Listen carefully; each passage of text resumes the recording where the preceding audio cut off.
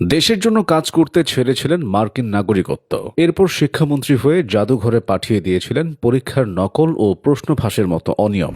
সেই এহসানুল হক মিলনকে দেশের মানুষ মনে রেখেছে। বিএনপিও তাকে আগের মতো কাজে লাগাতে চাইছে। আসন্ন নির্বাচনকে সামনে রেখে মিলনকে মনোনয়ন দেওয়া হয়েছে চাঁদপুর 1 কচুয়া আসনে। মনোনীত হয়ে নিজ এলাকায় চাঁদাবাজি ও অনিয়মের বিরুদ্ধে হুঙ্কার দিয়েছেন এহসানুল হক মিলন। গত শতাব্দীর 90-এর দশক দেশে পাবলিক পরীক্ষা তথা এসএসসি এবং এইচএসসি পরীক্ষায় ভাইরাসের মতো ছড়িয়ে পড়েছিল নকল প্রবণতা। ঢাকার বাইরে পরীক্ষা কেন্দ্রের চারপাশে নকল সরবরাহকারীদের ভিড় লেগে থাকত। তখন পরীক্ষা শুরু হলেই তৎপর হয়ে উঠত কেন্দ্রের বাইরের এই লোকজন। আর পরীক্ষার হলে প্রবেশের সময়ও কোমরে বেঁধে মোজায় গুজে নকল নিয়ে যেত অনেক পরীক্ষার্থী। সমাজের ভয়াবহ এই রোগ সারাতে পারছিলেন না কেউই। 1996 সালের সংসদ নির্বাচনে কচুয়া উপজেলা নিয়ে চাঁদপুর 1 আসন থেকে বিএনপির হয়ে নির্বাচিত হয়েছিলেন এহসানুল হক মিলন। সে সময় বয়সে যুবক মিলন মার্কিন যুক্তরাষ্ট্রের নাগরিকত্ব ছেড়ে বাংলাদেশে ফিরে যোগ দিয়েছিলেন রাজনীতিতে। সাংগঠনিক দক্ষতায় দ্রুতই নিজেকে চাঁদপুরে প্রতিষ্ঠিত করে ফেলেন তিনি। কিন্তু ক্ষমতায় তখন আওয়ামী লীগ।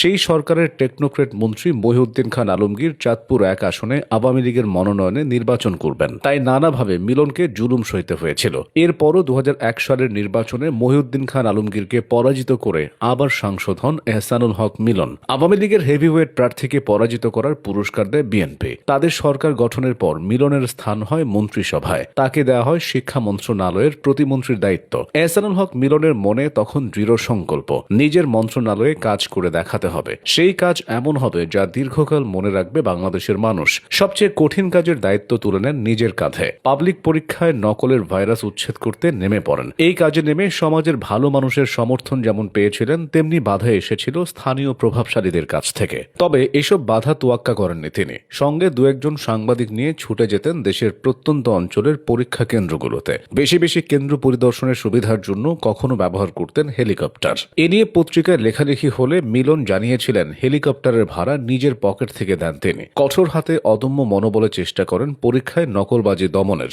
শিক্ষা প্রতিষ্ঠানের শিক্ষকদেরও দেন কঠিন বার্তা, নকলের সহযোগিতা করলে কোনো রকম ছাড় নেই। মিলনের এই চেষ্টা সফল হয়েছিল। তিনি যতদিন শিক্ষা প্রতিমন্ত্রীর দায়িত্বে ছিলেন ততদিন নকল কমে গিয়েছিল উল্লেখযোগ্যভাবে। এই কাজের জন্য সমাজের সব অংশ থেকেই প্রশংসা পান তিনি। 2007 সালে সেনা সমর্থিত তত্ত্বাবধায়ক সরকারের সময় বিএনপির হয়ে মাঠে ময়দানে ছিলেন এহসানুল হক মিলন। 2008 সালের নির্বাচনে আবারও চাঁদপুর 1 আসনে বিএনপির মনোনয়ন পান তিনি। তবে সেবার নির্বাচনে হারেন তিনি। আসনটি ছিনিয়ে নেয় আওয়ামী লীগ। তখনও বিএনপির আন্তর্জাতিক বিষয়ক সম্পাদক ছিলেন মিলন। নির্বাচনে জিতে আওয়ামী লীগ ক্ষমতায় আসার পর আবার মন্ত্রী হন মহিউদ্দিন খান আলমগীর। আবার শুরু হয় মিলনের উপর অন্যায় ও অবিচার। বিশেষ করে স্বরাষ্ট্রমন্ত্রী হয়ে তিনি মিলনের বিরুদ্ধে দায়ের করেন শতাধিক মামলা। এর মধ্যে 70 ঊর্ধ্ব বয়স নারীকে ও ব্যাগ চুরির মতো মামলাও দেওয়া হয়। সরকারি দলের এই নিপীড়নের মাঝেও এলাকায় বিএনপির নেতাকর্মীদের সাথে নিয়মিত যোগাযোগ রেখেছিলেন এহসানুল হক মিলন। কেন্দ্রীয় কর্মসূচিতেও অংশ নিতেন তিনি। আদালতে মোকাবেলা করেছেন মামলা মোকদ্দমা। এত কিছুর পরও ধীরে ধীরে বিএনপিতে পিছিয়ে পড়েছিলেন